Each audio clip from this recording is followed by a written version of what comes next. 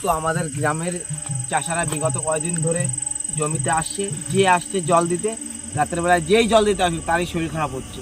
তো আজ আমরা আমাদের গ্রামের লোকের খবর পেয়ে এসেছি আজকে অনেক গভীর রাত্রে।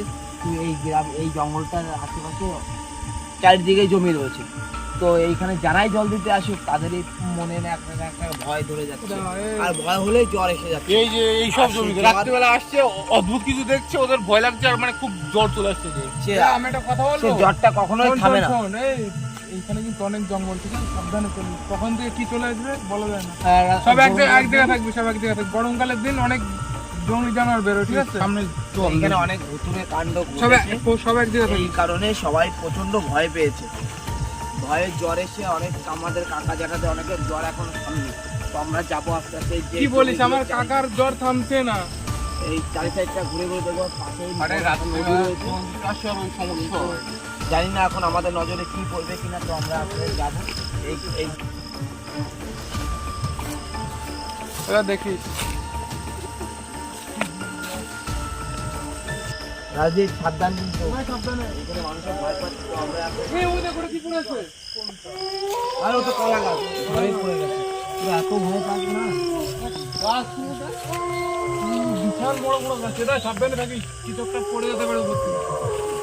আমরা যাবো এখন।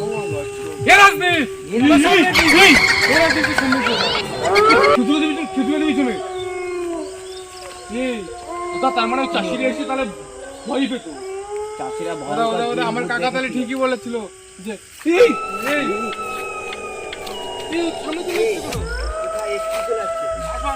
জঙ্গলের দিকে যাচ্ছে, সামনে জঙ্গলের দিকে যাচ্ছে। চলো চলো আজকে দেখি ওটা কি।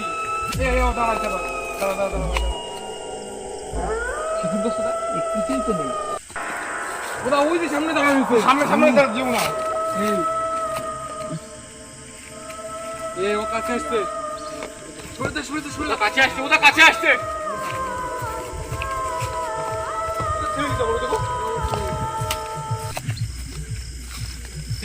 মানে এই গ্রামে যারাই জল দিচ্ছে তারাই মানে এই ভূতের কবলে পড়েছে।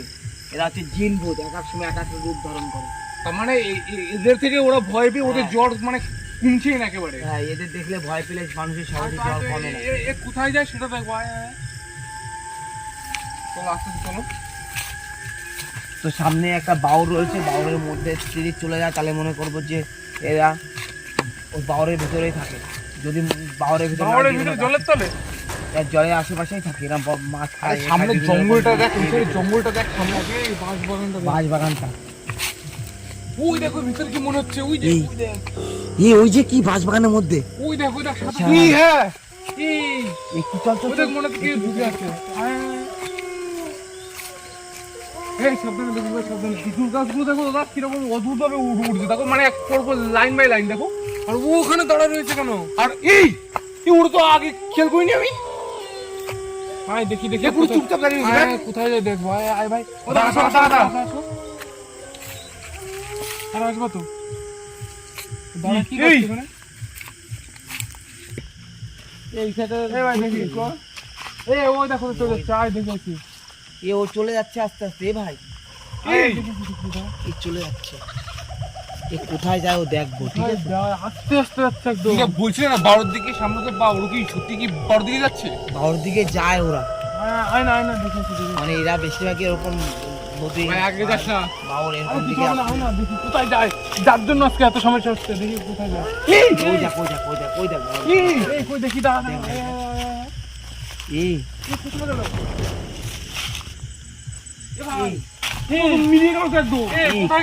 নিচে চলে গেল কোথায়?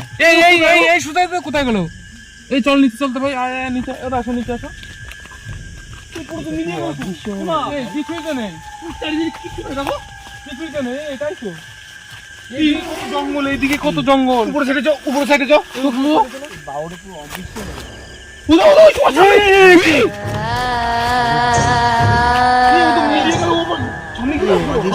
নদীর এই বাউরের মধ্যে ঢুকে গেল। আমাদের পিছনে কি করবে? আমার না এবার খুব ভয় করছে। আমি কি বলছি, এবার আমরা যখন আসলাম তখন ওখানে ছিল, তখন ছিল না, কিন্তু ওখানে হঠাৎ কি করে আসলো? তাই তো ওই ভিতরে চলে যাচ্ছে। আমি দেখি আমি আগে যাচ্ছি, ভয় পাইছি না। দেখি এই কোথায় গেল তোমার এই লাইট দিলে কই ওই দেখ এই ওটা ওই দেখ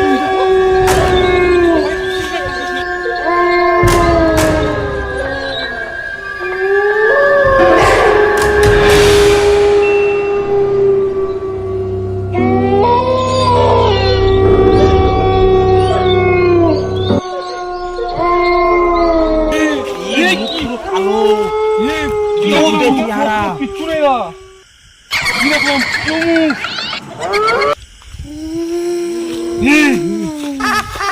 ভাই আমার না খুব ভয় করছে এসে গেছে আমার এটাকে দেখ আমার গায়ের রং খারাপ হচ্ছে ওটা আমার মতো এখান থেকে বেরিয়ে যাও ভালো এ ভাই বেরো করে বেরো বেরো বেরো ওখানে বেরো